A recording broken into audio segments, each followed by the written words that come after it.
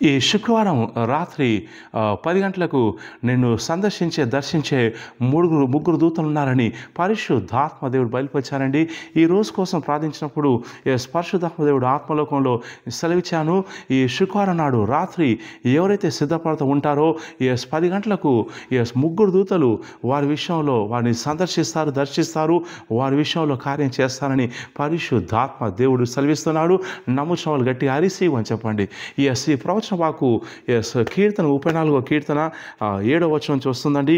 యెహోవా యందు భయభక్తులు గల వారి చుట్టూ ఆయన దూత కావలి ఉండి వారిని రక్షించను.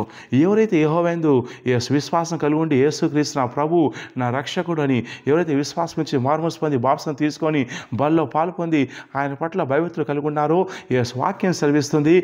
వారి చుట్టూ దేవుని యొక్క దూత కావలిగా ఉండి సంచరించి వారిని రక్షించడానికి సెలవిస్తుంది. సో ఈ ప్రవచన వాక్కు ప్రకారం పరిశుద్ధాత్మ దేవుడు సెలవిస్తున్నాడు. మీలో చాలామంది కన్నీరు కారుస్తున్నారు. సో మీకు జవాబు ఇవ్వడం కోసం ఈ శుక్రవారం రాత్రి 10 గంటలకు ముగ్గురు దూతలు మిమ్మల్ని ప్రత్యేకంగా దర్శించబోతున్నారు, విడిపించబోతున్నారు, రక్షించబోతున్నారు, కార్యం చేయబోతున్నారు. సో కాబట్టి ఈ విషయం గురించి తెలియచేయమని పరిశుద్ధాత్మ దేవుడు సెలవిచ్చాడు. సో కాబట్టి సిద్ధపడుతూ ఉండండి, ప్రార్థన చేసుకోండి. ఈ శుక్రవారం రాత్రి 10 గంటలకు ప్రభు నీ ప్రాఫెట్ ద్వారా కీర్తన 34:7వ వచనం ద్వారా నువ్వు బయలుపరిచావు. కాబట్టి నా ఇంట్లో ముగ్గురు దూతలు సంచారం చేయాలి, ప్రభు నన్ను సందర్శించాలని ప్రార్థన చేసుకోండి. ఎవరినైతే ముగ్గురు దూతలు దర్శిస్తారో ఇక వారి విషయంలో అద్భుతాలు చోటు చేసుకోబోతున్నాయి. ఈ ముగ్గురు దూతలు 3 కార్యాలు, 3 మేళ్ళు, 3 అద్భుతాలు జరిగించబోతున్నారండి.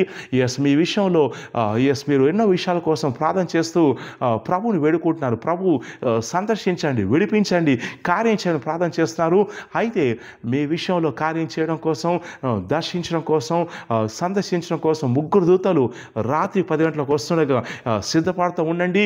సో వీలైతే ఉపవాస ప్రార్థనలో ఉండండి. కుటుంబం అంతా కూడా ప్రార్థనలో ఉండండి.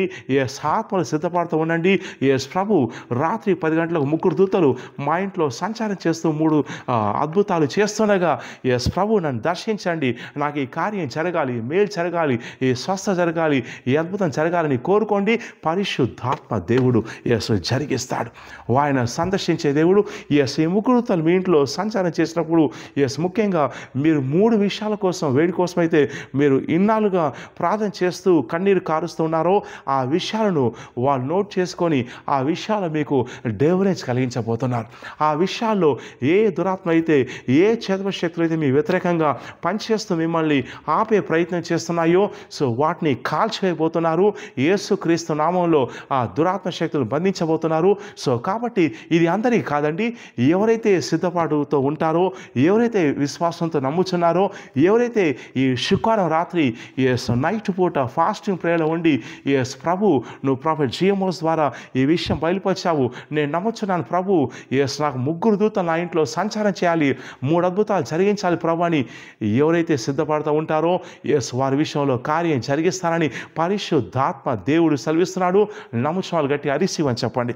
ఈ ముగ్గురు దూతలు మీ ఇంట్లో సంచారం చేస్తుండగా యేసుక్రీస్తు నామములో కార్యాలు జరుగుతాయని ప్రవచిస్తున్నాను, వారిసీవ్ అని చెప్పండి.